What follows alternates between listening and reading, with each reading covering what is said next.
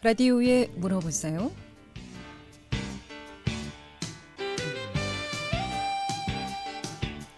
여러분 안녕하십니까? 라디오에 물어보세요. 진행의 김혜정입니다. KBS 원주방송국 라디오에 물어보세요는 매주 월요일부터 금요일까지 우리 생활과 밀접한 다양한 분야의 생활 상담을 해드리고 있습니다. 오늘은 재갈절 변호사 모시고 법률 상담하겠습니다. 지난 시간에 이어서 이혼 관련한 여러 가지 사례들 또 궁금증 함께 풀어보고요. 이 밖에도 주택상가 임대차 보호법이라든가 땅 문제, 명예훼손, 유치권, 고소고발, 또 친권이라든가 양육권 여러 가지 모두 좋습니다. 법률적인 문제 궁금하신 점 전화 주시면 지금 바로 전문가의 상담 받을 수 있겠습니다. 이용호 씨 상담 전화번호 알려드리겠습니다. 이용호 씨 상담 전화는 764국에 6335번, 764국에 6336번 또는 50원의 정보 이용료 있는 문자 샵 8950으로 상담해 주시면 되겠습니다. 재갈절 변호사 모시겠습니다. 안녕하십니까? 안녕하세요. 네. 저희가 이제 지난 시간에 이혼과 관련한 여러 가지 얘기 함께 나눠봤는데 최근 어떻습니까? 경제적인 문제 또는 부정행위로 인해서 최근 주변을 보더라도 이혼 사례들이 참 많은 것 같은데 요즘 이혼 소송이라든가 이혼율은 좀 어느 정도인가요? 글쎄요. 이혼율이 제가 더 예전보다 높아졌는지 낮아졌는지는 제가 판단할 사안은 아닌데요. 네. 그냥 체감으로 그냥 저희 실무상 예전보다 낮아지진 않은 것 같습니다. 하지만 실질적으로 그런지는 통계를 좀 봐야 될 것 같은데요. 어찌됐건 예전부터 전통적으로 이혼은 많은 사유들이 있어요. 종교적 갈등, 성격 문제, 하다못해 생활 습관의 문제, 너무나 많은 그 갈등들이 있는데 그래도 뭐니 해도 제일 큰 갈등의 원인은 아마 배우자의 부정행위겠죠. 네. 이혼 사유 중에서도 이제 단연 꼽을 수 있는 게 배우자 부정행위 그리고 여러 가지 또 사례들이 있었습니다만은 요즘 최근 들어서 특히나 이제 배우자 부정행위 관련한 또 이혼 소송이 많은 것 같은데 배우자 부정행위 관련해서 이혼할 때 가장 문제가 되는 쟁점 사항은 또 어떤 건가요? 일단은 그 부정행위의 범위가 제일 중요해요. 일단은 살림을 차렸다거나 아니면 딴 데서 아기를 낳았다거나 이런 식으로 누구나 판단해도 이거는 그 도를 넘는 부정행위다라는 부분은 서로 다툼이 없는데 약간 애매한 부분들이 있어요. 실제로 성관계까지는 가지 않더라도 아주 연인처럼 친밀하게 생활하고 자주 연락하고 같이 여행도 가고 1박 2일 이런 게 아니라 이제 여행도 가고 같이 영화도 보고 이런 그리고 연락도 너무 통상적인 것보다 자주 하고 이런 경우에는 이걸 과연 부정행위로 볼 수 있느냐. 특히 비즈니스 그러니까 업무상 또 연관이 있는 분들은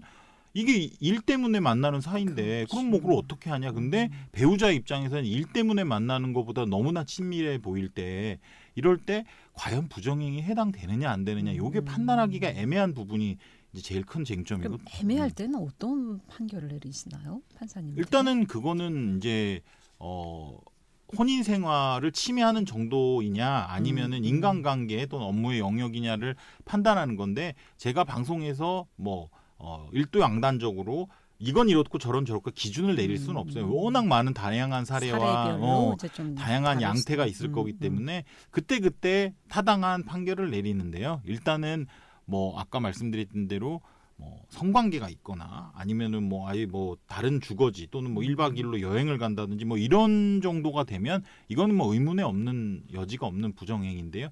이런 때는 또 문제가 되는 게 증거를 찾는 게 좀 어려워요. 이제 소송이라는 것까지 가면 너무 억울해도 실제로 이제 소송이라는 거는 증거로 인해서 이루어지기 때문에 많이 그런 분들이 많아요. 대한민국 법과 법관들 그리고 이런 걸 이제 비난하시면서 법이 좋지 않다. 그리고 법관들이 잘못됐다라고 하는데 그런 경우도 있겠지만 제가 그런 부분에 대해서 정확하게 얘기하지 못하겠지만 제일 큰 원인은 그런 불신이 생기는 거에 대해서는 법에 대해서 좀 모르는 부분도 있었겠지만 제일 중요한 건 증거 때문에 그래요. 그러니까 진실은 A인데 그거에 대해서 다가갈 수 있는 증거가 나는 없어. 나는 확신하고 있습니다. A라는 거를. 그러면 법관은 증거가 A를 가르치지 않고 B를 가르친다거나 아니면은 A라고 판단할 수 없을 정도의 증거가 있으면 법관도 어쩔 수가 없어요. 그거는 정말 이제 소송을 하는 당사자 입장에서는 실질적으로 진실을 안다고 믿고 있고 그렇게 아는 경우가 상당히 많이 있거든요. 하지만 객관적인 증거라고 할 만한 것이 내세울 게 없을 때는 진실에 반하는 판결들이 나옵니다. 그거는 변론주의라는 민사소송의 대원칙, 뭐 가사소송도 민사소송이라는 거에 포함이 되는데 대원칙 때문에 그래요. 그러니까 언론에서든 아니면은 그 뭐 일반인들께서 이제 법적인 부분에 대해서 판단을 받았을 때 불만이 있고 그리고 뭐 비난을 하고 싶고 승복할 수 없을 때 실제와 다른 판결이 내려진 것 때문에 상당히 많이 그 마음의 고통을 겪으시거든요. 그거는 증거가 없어서 그런 거예요. 근데 네. 예전에 이 간통죄가 있고 없고 어떤 차이가 좀 있습니까? 최근에? 일단은 간통죄가 있었을 때와 간통죄가 없었을 때는 큰 차이가 있습니다. 첫 번째로는 간통죄 같은 경우는 지금 말한 말대로 죄잖아요. 네. 죄라는 거는 형사처벌이 되는 범죄라는 얘기입니다. 한마디로. 그래서 민사적으로 뭐 돈을 받고 뭐 용서하고 이런 측면이 아니라 간통죄는 범죄이기 때문에 뭐 간통죄가 폐지되기 전까지는 집행유예 판결이 많이 내려졌지만 그 전까지 제가 대학교 초년 다닐 때 뭐 지금으로부터 뭐 한 20몇 년 되겠죠. 그때는 실제로 실형이 선고가 됐어요. 네. 그래서 간통죄로 고소가 되면 이혼을 항상 수반하면서 고소를 해야 됐거든요. 이혼 전제하에. 그러니까 네. 이혼은 안 하는데 남편을 간통으로만 고소하는 일 또는 네. 부인을 간통으로만 고소한 일은 법에서 허용을 안 했고 네. 무조건 이혼 소송을 하면서 고소를 했을 경우에 실질적으로 처벌을 받았는데 그 처벌이 상당히 셌어요. 징역 1년이면 뭐 어마어마해. 구속돼서 이제 감옥에서 1년이 있다 나오는 거예요. 네. 그러면 어마어마하게 무섭죠. 그래서 그 당시에는 합의금을 받아내는 수단으로 많이 썼어요. 그럼 그러니까 합의금은 이혼하면서 남편에게 받는 건가요? 아니면 상간녀한테 받는 건가요? 그거는 둘 다 가능해요. 아, 그런데 통상적으로 이제 배우자한테 받는 게 크겠죠. 재산 분할할 때. 그것도 뭐 나중에 네. 설명을 드리겠는데 그래서 옛날에 간통죄가 있었을 때는 법원에서 민사적으로 즉 법관한테 이제 이런 판결을 받는 것보다 그거를 무기로 너 내가 고소해서 콩밥 먹이겠다 그러면 무섭잖아요. 네. 그러면은 소송으로 가기보다는 돈을 많이 주고 그냥 내가 가지고 있는 거 뭐 다 주는 한이 있더라도 많이 주고 그 다음에 도저히 협상이 안 될 때는 뭐 감옥에 가는 한이 있더라도 그게 큰 무기가 됐기 때문에 그 당시에는 간통죄가 유지됐던 가장 큰 이유가 1950년대, 60년대, 70년대까지 여성의 지위가 남성의 지위보다 낮고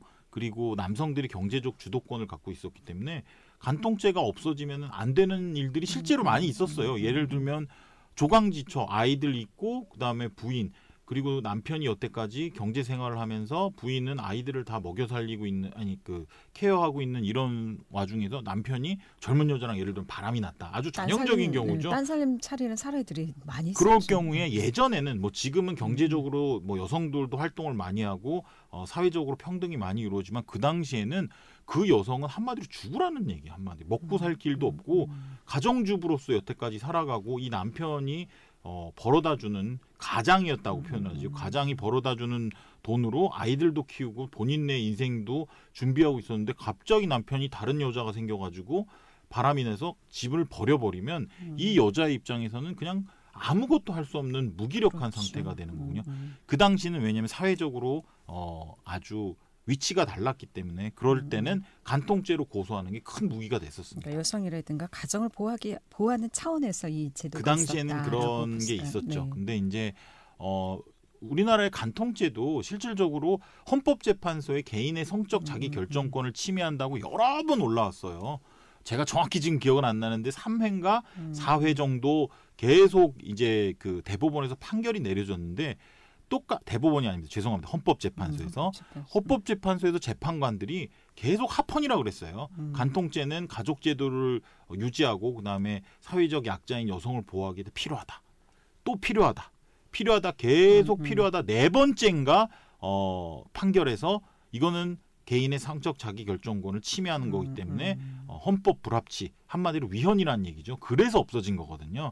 그래서 간통이라는 죄가 헌법재판소에서 여러 번 다투어졌는데 그때 대다수는 합헌이라고 판단을 했었어요. 그러니까 세월이 변하면서 더 이상 우리 사회에서 간통죄가 필요 없어졌다고 판단이 들었기 때문에 폐지되는 영향이 많이 있습니다. 그럼 간통죄가 없어진 이후엔 또 어떤 좀 변화가 이제는 있어요? 간통죄가 없어지면은 그 간통을 한 배우자의 간통을 한 사람들의 배우자들이 예전보다는 힘이 많이 떨어졌죠. 그냥 그 실질적으로 예전에는 예를 들면 내 남편 또 내 아내가 바람을 폈다. 그리고 증거도 있다. 이럴 경우에는 고소를 해서 콩밥을 먹이거나 쉽게 얘기해서 아니면 이것을 빌미로 합의금을 많이 받아내는 이런 여러 가지의 큰 무기가 됐었는데 사법적인 무기가 됐었는데 지금은 그게 없어졌기 때문에 지금 제가 말씀드리는 민사소송밖에 할 수가 없는데요. 민사소송에서 간통죄로 인해서 부정행위가 인정이 되면 당연히 뭐 이혼은 되는 거고 위자료를 받을 수 있는데 위자료 금액이 그렇게 크지가 않아요. 지금 3천만 원 내외라고 얘기를 하는데요. 네. 보통 1,000만 원, 2천만 원, 3천만 원 많으면 이 정도로 인정이 되고 아주 경제적으로 부유한 부부인 경우에는 뭐 한 5천만 원까지 인정되는 경우를 봤는데요. 일반적인 경우에는 2천만 원, 3천만 원 정도 인정되기도 어려워요. 그러면 배우자가 바람을 폈는데 그 배우자한테 내가 제재를 가할 수 있는 게 고작 2천만 원 정도의 돈밖에 없다면 그거는 상당히 좀 억울한 측면이 있는 거예요. 그래서 간통죄가 있을 때는 이런 게 이렇게 작은 위자료도 실질적으로 효과가 있었어요. 아까 말씀드린 대로 콩밥 먹을래? 아니면 합의금 줄래? 많이 뭐 그래서 줄래? 많이 줄래? 이런 여러 가지의 그 피해자 측에서 이런 거를 제한할 수 있는 사법적인 무기가 있었는데 지금은 그런 게 없어요. 근데 영미권에서는 간통죄라는 건 없어요. 그러나 그쪽은 또 균형에 맞게 지금 우리나라처럼 2천만 원, 3천만 원이 아니라 어마어마한 거액의 위자료를 받을 수가 있어요. 배우자의 그 부정행위로. 뉴스에서 많이 보셨을 거예요. 뭐 몇 조짜리 뭐 아마존 그 그렇죠. CEO도 네, 몇십 조짜리 뭐 이혼 소송이다. 근데 거기는 뭐. 워낙 재산이 또 많으니까. 그러니까요. 뭐 그래서 재산 분할이기도 하지만 그래서 간통죄가 없어진 마당에 우리나라도 뭐 배우자의 부정행위나 이런 부분에 대해서 위자료가 좀 상향돼야 되는 게 아닌가라는 균형을 맞추려면 예전에는 굳이 그렇게 상향할 필요가 없었는데 지금은 돈으로라도 위자라고 표현을 하죠. 마음을 치유해 줄 수 있는 배상해 줄 수 있는 그런 수단이 있어야 되지 않는가. 뭐 이건 저의 의견이고요. 어찌됐건 지금 현실은 남편이나 부인이 바람을 폈다고 해서 위자료로 청구해봐야 많이 받아봐야 3천만 원입니다. 법적으로 좀 보호받을 수 있는 그게 보호받는 전부입니다. 네, 좀 미약한 상황이네요. 네. 네. 라디오에 물어보세요. 오늘은 제갈차 변호사 모시고 법률 상담하고 있습니다. 법적인 조언이나 상담 필요하신 분 지금 전화 주시기 바랍니다. 이용하 씨 상담 전화 764국에 6335번, 764국에 6336번 두 대의 전화 준비되어 있고요. 또는 50원의 정보 이용료 있는 문자 샵 8950으로 상담해 주시면 되겠습니다. 함께하고 계신 지금 시각 11시 19분 접어들고 있습니다.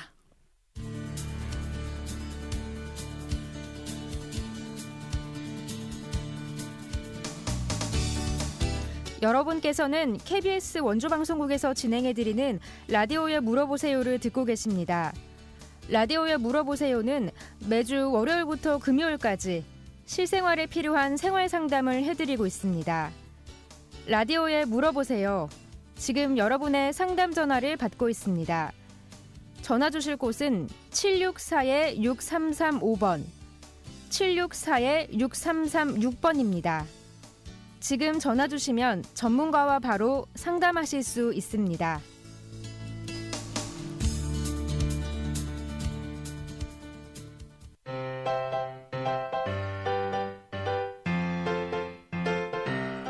건강정보와 생활정보를 전문가가 직접 상담해드리는 라디오에 물어보세요는 매일 11시 5분부터 40분까지 생방송으로 진행됩니다.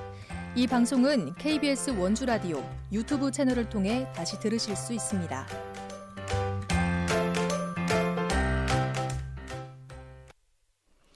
네, 라디오에 물어보세요. 오늘은 법률 상담하고 있습니다. 법적인 조언이나 상담 필요하신 분 지금 전화 주시기 바랍니다. 이용호 씨 상담 전화 764국에 6335번, 764국에 6336번 두 대의 전화 준비되어 있습니다. 자, 그럼 간통죄가 없어지면서 배우자에게 청구할 수 있는 위자료 금액이 3천 정도가 이제 한도다라고 말씀하셨는데, 자, 이렇게 이 정도 배상 위자료 받고 이혼하기엔 참 그 배우자 입장에서는 억울한 상황일 수도 있겠는데, 그렇다면 상간녀나 상간남에게도 위자료를 좀 청구할 수가 있겠는지요? 네, 그 상간녀나 상간남이라고 하는데 이제 배우자의 그 부정행위 상대방에게 대해서도 이혼 소송을 하면서도 할 수 있고요. 네. 이혼 소송을 하지 않고 그냥 결혼을 유지하면서도 그 사람들한테만도 청구를 할 수가 있어요. 그런데 그러면 이제 청취자분들께서 언뜻 그러면은 만약에 이혼 소송을 하면 뭐 남편이 예를 들면 바람을 폈다 그러면 남편한테도 3천만 원을 받고 상간녀한테도 3천만 원을 받으면 그러면 한 6천만 원 정도 되는 거 아닌가라고 생각을 하실 텐데 네. 그게 아닙니다.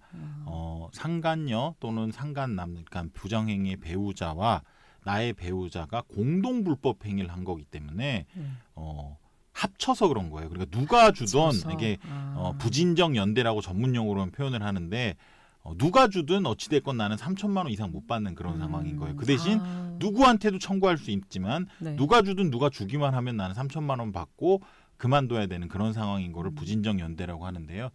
쉽게 얘기하면은 이제 두 사람이 그러니까 나의 배우자와 그 배우자의 상대방이 서로 부정행위를 하는 바람에 나의 결혼 생활이 파탄났고 침해가 됐고 결혼 생활이 그로 인해서 내가 정신적 고통을 입었으니까 나의 결혼 생활과 나의 혼인 생활을 파탄낸 당신 둘이 나의 정신적 고통을 배상해라라는 청구를 하게 되는 거예요. 그걸 위자료 청구 소송이라고 하는데요. 이혼 소송을 하면서 할 때는 이제 가사 사건이 되는 거고, 이혼 소송을 하지 않고 결혼은 유지하면서 배우자의 그 상대방에게만 할 때는 민사 사건이 되는 거예요. 그렇게 달라요. 그래서 이게 이제 변호사들도 약간 헷갈려가지고 잘못 청구하는 경우가 많이 있어요. 네. 가사 사건이겠지라고 생각해서 가정법원에다 넣으면 이거 각하됩니다. 그렇기 때문에 잘 이혼 사건이랑 같이 할 때는 피고가 배우자와 그 상간녀 또는 상간남이 되는 거고. 상간녀와 상간남에게만 소송을 할 땐 민사법원에다가 청구를 해야 되는 근데 거예요. 민사가 굉장히 좀 힘들지 않습니까? 아니, 뭐 가사랑 민사랑 거의 비슷해요. 왜냐하면 그 민사소송법이 거의 대부분이 준용이 되기 때문에 그렇기 때문에 실질적으로 받을 수 있는 돈이 더 늘어나는 건 아니에요.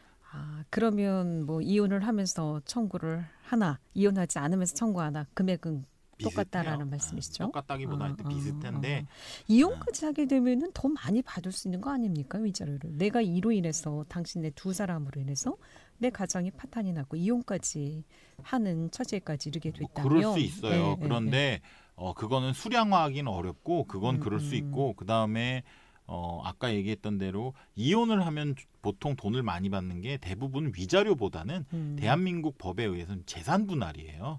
그래서 이혼을 하면서는 돈을 사람들이 왜 더 많이 받거나 뭐 어찌됐건 돈이 많이 나가거나 이런 여러 가지 상황이 벌어지냐면 그거는 대부분이 재산 분할 때문인 거지 위자료 액수는 지금 말씀드린 것처럼 그리 큰 편이 아니기 때문에 큰 금액은 보통 재산 분할. 근데 재산 분할은 재산이 많으신 분들은 뭐 수십억, 수백억까지 뭐 몇천억까지도 되겠죠. 이론상으로는 뭐 이렇게 되는 건데 위자료는 그에 비하면 너무 미미한. 그러면 이제 상대 배우자가 유책 부정행위로 인해서 이혼하게 되면 재산 분할하는 데 있어서 좀 더 많이 받을 수는 있는 겁니까?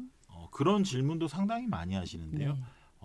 원칙적으로 이론적으로 재산 분할과 위자료는 전혀 별개입니다. 그래서 위자료는 누가 잘못해서 누가 고통을 줬느냐가 위자료의 첫 번째 기준이고요. 재산 분할의 기준은 누가 이 재산을 형성하는데 기여를 더 많이 했느냐가 기준이에요. 그래서 아예 달라요. 한마디로 얘기해가지고 뭐 극단적인 예는 어떤 사람이 성공한 사업가예요. 아주 이제 결혼할 때는 무일푼이다가 네. 정말 결혼 생활 중에서 성공해서 재산을 대부분 이 남자가 읽었어요. 예를 들면 근데 이 남자가 어떤 여자랑 바람이 냈을 경우에 이 재산 분할을 따질 때는 바람 폈다는 것을 이유로 더 많이 주거나 하지는 않아요.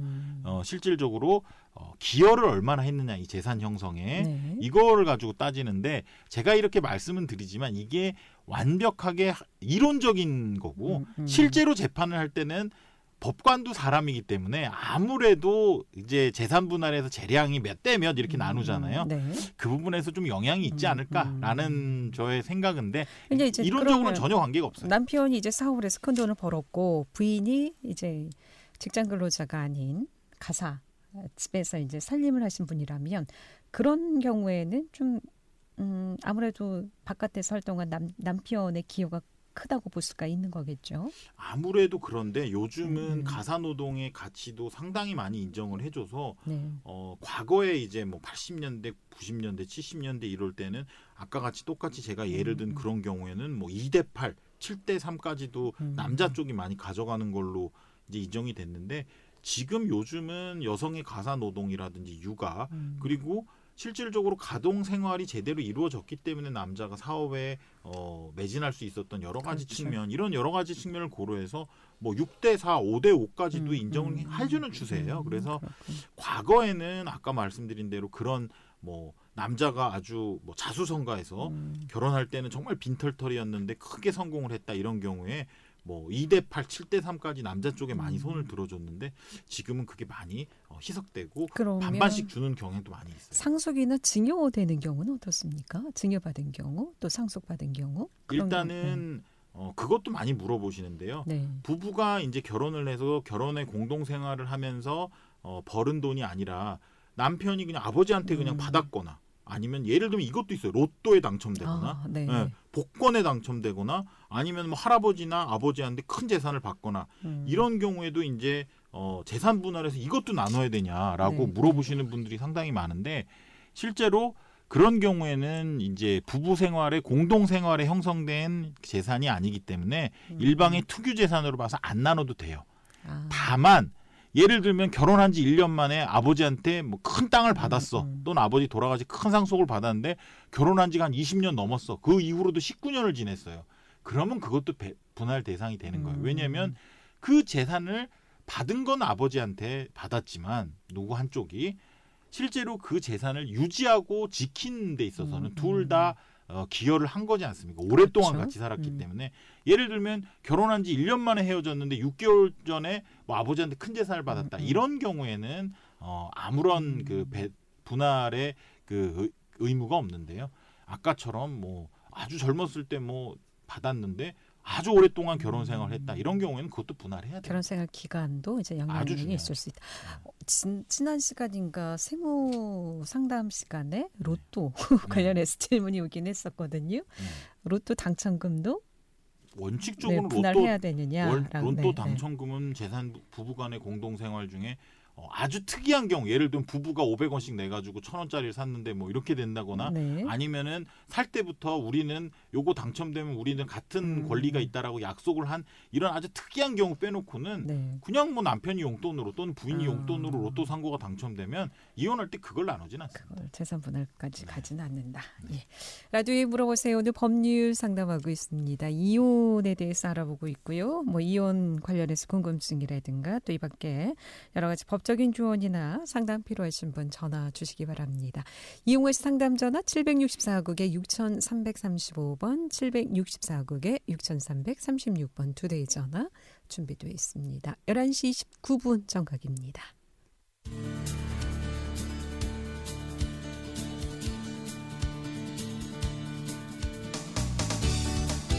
여러분께서는 KBS 원주방송국에서 진행해드리는 라디오에 물어보세요를 듣고 계십니다. 라디오에 물어보세요는 매주 월요일부터 금요일까지 실생활에 필요한 생활 상담을 해드리고 있습니다. 라디오에 물어보세요. 지금 여러분의 상담 전화를 받고 있습니다.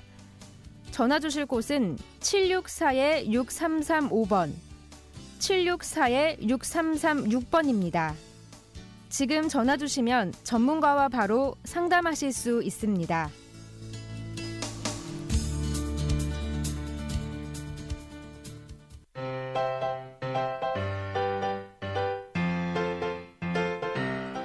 건강정보와 생활정보를 전문가가 직접 상담해드리는 라디오에 물어보세요는 매일 11시 5분부터 40분까지 생방송으로 진행됩니다. 이 방송은 KBS 원주라디오 유튜브 채널을 통해 다시 들으실 수 있습니다.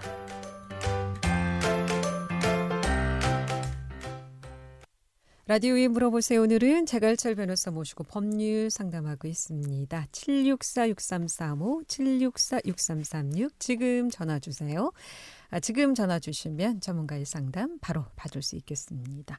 자, 그렇다면 결론적으로 배우자가 부정행위를 하더라도 최대 상간녀, 상간남 모두 이제 포함해서 받을 수 있는 금액이 3천만 원 이내. 그걸로 이제 실무상 그렇게 뭐 정해져 있는 건 아닌데요. 실무상 이제 3천만 원 안쪽으로 보통 정해지더라. 그리고 네. 아주 예외적인 경우에 뭐 5천만 원까지 인정되는 경우가 있고 그 3천만 원도 이제 그 뭐 사귄 기간 그리고 네. 방법 뭐 그리고 뭐 한마디로 애를 낳냐 안 낳냐 그리고 뭐 그 간도 중에 폭행이라든지 여러 가지 또는 둘 결혼 관계가 그 전부터 파탄 나 있었냐 아니냐 네. 뭐 이런 여러 가지 정황을 보고 금액이 결정이 되거든요. 네. 그래서 뭐 위자료가 얼마다라고 얘기는 못하지만 실무상 그리 높은 금액은 아니에요. 그럼 이로 인해서 헤어져야 되는 배우자 입장에서는 좀 억울한 측면이 있겠네요. 그럴 수도 있고요. 일단은 우리나라 이제 헌법재판소의 기본적인 태도는 결혼 제도를 이제 형사처벌, 즉 범죄로 규정해가지고 사람을 감옥에 가두는 이런 방법으로는 유지할 수 없다. 그거는 인간의 개인의 성적 자기 결정권을 본질적으로 침해하는 거다라고 판단을 해서 위헌을 난 거라서요. 지금 뭐 헌법재판소의 판단의 태도에 비추어 볼 때는 결혼 제도라는 것은 지켜져야 되지만 그렇다고 해서 개인의 법적으로 법적으로 뭐 형사처벌까지 그 동원해서 지킬 것은 아니다라는 취지인 걸로 보입니다. 그래서 뭐 각자 가정에 이제 두 배우자가 서로 협업을 해서 지켜나가는 쪽으로 해야지 한 명을 약속을 어겼다고 해서 이거 혼인이 약속이거든요. 약속을 어겼다고 해서 형사처벌을 하는 건 적당치 않다는 태도입니다. 그럼에도 불구하고 이혼할 때 보면 상당히 좀 장기간 이게 쉽지가 않더라고요. 뭐 보통 뭐 길게는 2년 또 많게는 뭐 몇 년까지도 간다고 하는데. 예, 그런 경우가 상당히 많이 있는데요. 일단은 그 이혼에서는 제가 그 첫 시간에도 말씀드렸던 이슈가 쟁점이 될 만한 게 한 3가지 정도가 된다고 말씀을 드렸어요. 네. 첫 번째로는 누가 잘못했냐, 즉 이혼이 되냐 안 되냐. 그리고 이혼이 된다고 하면 잘못한 사람이 위자료를 얼마를 줘야 되냐. 이 하나의 카테고리. 두 번째, 우리가 그럼 같이 모은 재산은 어떻게 나눌 거냐. 재산분을. 그리고 내가 그 재산에 대해서 얼마나 기여를 했냐. 이 두 가지. 세 번째는 우리의 미성년자 아이들은 도대체 누가 키우는 게 맞으며 내가 만약에 안 키운다면 양육비는 얼마 줄 거냐. 이게 이제 그 쟁점 세 가지인데 이 3가지가 다 걸려 있으면은 어마어마하게 오래 걸려요. 그런데 만약에 이 중에서 예를 들면 미성년자 아이들이 없다. 네. 그런 경우는 또 그 아까 세 번째 쟁점이 없기 때문에 기본적으로 그렇게 오래 걸리지 않겠죠. 네. 그리고 또 우리 둘은 결혼 생활은 길지만 또는 결혼 생활이 짧아서 나눌 재산도 없다. 그럼 2번 쟁점이 또 없어지면 또 시간이 짧아져요. 그러니까 재산이 많을수록 그래서 어렵고 힘들겠군요. 재산이 많을수록 네. 미성년자 아이들이 있을수록 그리고 서로의 혼인에 대해서 잘못을 서로가 다투고 있을 때 기간이 길어지는 거지. 책임 전가할 때. 모든 이혼 소송이 그렇게 길진 않아요. 예를 들면 뭐 1번 그래 나 바람 폈다 인정한다. 2번 야 우린 나눌 재산도 없잖아. 3번 우리는 애들 다 커서 미성년자도 없고 또는 결혼한 지 너무 안 돼서 애도 없어. 네. 그러면은 뭐 4-5개월 안에 판결 납니다. 그렇군요. 그렇다면 이혼할 때 뭐가 필요한 겁니까? 뭐 서류라든가 이런 게 좀 많이 필요한가요? 일단은 뭐 혼인관계증명서, 기본증명서, 뭐 주민등록 등초본 이런 거 인터넷만 봐도 이혼 그 신청할 때 필요한 서류들은 다 나와 있어요. 근데 그런 거는 뭐 가까운 주민센터에서 끊으면 되는 거기 때문에 전혀 문제가 되지 않고요. 네. 제일 중요한 거는 증거예요. 근데 이런 얘기를 하면 이제 이혼 소송을 하시는 분들이 너무 막막해하세요. 아니 도대체 내가 이 사람이랑 결혼한 게 20년이 넘었는데 도대체 그러면 결혼 생활 중에 녹음을 계속 하라는 얘기냐? 아니면은 결혼 생활에 있었던 일들을 어떻게 그걸 다 증거를 내냐라고 이렇게 하소연을 하시는 분들이 많은데 제가 말씀드린 거는 그런 사정들은 법관들도 다 알고 있어요. 결혼 생활에서 모든 걸 어떻게 다 증거로 그렇죠. 마련합니까? 그렇지만 예를 들면 특징적인 이슈들, 예를 들면 뭐 부정행위, 다른 여자를 만났다거나 아니면은 얻어맞았다거나 뭐 예를 들면 뭐 특별한 뭐 범죄에 휘말렸다거나 이러한 특정적인 이슈들에는 증거가 있어야 돼요. 그러나 나머지 사연들 뭐 평소에 살면서도 그렇게 뭐 욕을 하고 뭐 나를 홀대하고 뭐 시댁과의 갈등 또는 처가와의 갈등이 뭐 심했고 이런 거에 대해서는 정말 증거하기가 어려워요. 그래서 일방적인 주장과 뭐 주위 사람들의 증언 또는 뭐 확인서 이 정도만 되면 또 인정이 되기 때문에 모든 것을 증거로 다 마련해야 된다고 그렇게 지레 겁먹으실 필요는 전혀 없습니다. 물론 이제 자녀들이 잘 알겠지만 자녀들이 또 엄마 아빠 헤어지는데 증인으로 서는 것도 좀 어려운 절절치 않고 상황이에요. 대부분은 제가 하면서도 그런 경우는 아주 극단적인 경우 말고는 그렇게 하지 않고 특히 아이들이 어릴 경우에는 절대 그런 식으로 소송을 하진 않아요. 그래서 뭐 친척들, 친구들도 있지 않습니까? 그래서 예를 들면 뭐 남편이 툭하면 뭐 부인한테 막 욕을 해가지고 부인이 뭐 부부 동반 모임에 가서도 너무 민망했다. 뭐 이런 일이 있었으면 뭐 그 친구들한테 확인서를 받거나 또는 뭐 자주 맞았다. 그러면은 실질적으로 112에 신고한 거라든지 아니면은 뭐 병원 가가지고 뭐 진단서 또는 또 치료받은 내역. 진단서는 그때 안 끊을 수가 있어요. 또 왜냐면 뭐 이혼할 것도 아닌데 진단서를 뭐하러 끊냐 이러면서 안 끊을 수도 있는데 그렇다면은 그때 언제쯤 내가 병원 가가지고 치료받은 내역이라도 있거든요. 그런 거 정도 뭐 준비하면 되는데 일단은 기본적으로 이혼 소송에서는 서로 이제 부부였기 때문에 처음부터 이혼하려고 결혼한 사람은 없거든요. 그렇기 때문에 증거가 완벽하지 않다는 걸 법원도 알고 있으니까요. 그럼 3669번님의 문자 상담인데요. 네. 배우자 부정행위가 이 문자나 전화 통화로도 가능한지 증거가 일단은 문자나 전화 통화가 대부분의 증거예요. 솔직히 뭐 여관에 들어가는 걸 뭐 카메라로 찍거나 옛날에 영화 같은 데 보면 이제 흥신소에 의뢰해가지고 덮치잖아요. 그때는 그게 범죄여서 경찰이랑 같이 가서 현행범으로 그걸 체포하는 거예요. 그러니까 범죄자를 잡는 개념이었어요. 그때 당시에는. 지금은 그럼 큰일 납니다. 그리고 경찰은 같이 가자 그래서 지금 가지도 않아요. 그러니까 그럼 증거를 어떻게 찾아야 돼요? 그래서 이제 옛날에는 뭐 예를 들면은 흥신소에 의뢰해가지고 이제 영화 같은데 보면은 잘 따라다니다가 이제 남녀가 여관에 들어가면 조금 기다립니다. 왜냐하면 이제 좀 시간이 텀이 있어야 되니까 그때 경찰이랑 같이 들어가서 아니면 사진을 찍거나 뭐 들어가서 막 사진 찍고 막 이러는데 그게 왜 그러냐면 그 당시에는 그게 범죄였기 때문에 범죄자를 잡기 위해서 경찰이랑 같이 가는 그런 그 형국이었는데 지금은 경찰 보고 우리 남편이 바람핀이 같이 가자면 절대 안 가요. 그렇기 때문에 증거를 잡기가 예전보다는 어려운데 아까 얘기한 대로 전화 통화, 문자 그리고 뭐 카톡 요즘에는 그런 거 우연히 막 카톡을 보게 되는 경우도 많이 있거든요. 같이 뭐 사진 찍은 사진이 뭐 그리고 내가 뭐 남편의 비밀번호를 어떠한 잘못된 방법으로 알아내가지고 막 이메일 같은 거를 뭐 해킹하거나 이런 그거는 부부간의 관계라도 위법이지만 개인정보. 뭐 그게 아니라 이제 원래 알고 있었던 관계라거나 아니면 남편이 뭐 로그인을 해놓고 로그아웃을 안 한 상태에서 내가 우연히 집에서 쓰고 있는 이메일이나 카톡을 봤다거나 이런 건 위법이 아니거든요.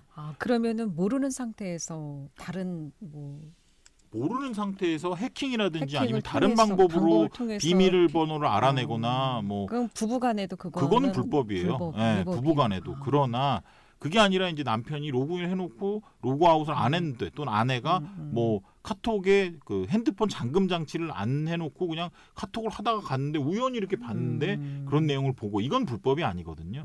그래서 그런 경우도 다 증거가 되고 오히려 부부간에 그 위법을 했을 경우에는 처벌을 받습니까? 어떤 처벌을 받습니까? 보통 벌금 정도 나오죠. 왜냐하면 부부간의 관계라도 뭐 부부 생활을 유지하는 과정에서 뭐 내 부인과 내 남편이 뭐 내 카톡이라든지 이메일을 받다 고소를 하지 않잖아요.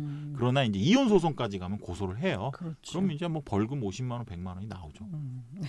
오늘 여기까지 듣겠습니다. 고맙습니다. 라디오에 물어보세요. 오늘은 재갈철 변호사 모시고 법률 상담했고요. 내일 이 시간에는 건강보험공단 원주 횡성지사 심재창 과장 모시고 건강보험 관련해서 상담하겠습니다. 함께해 주신 여러분 고맙습니다. 안녕히 계십시오.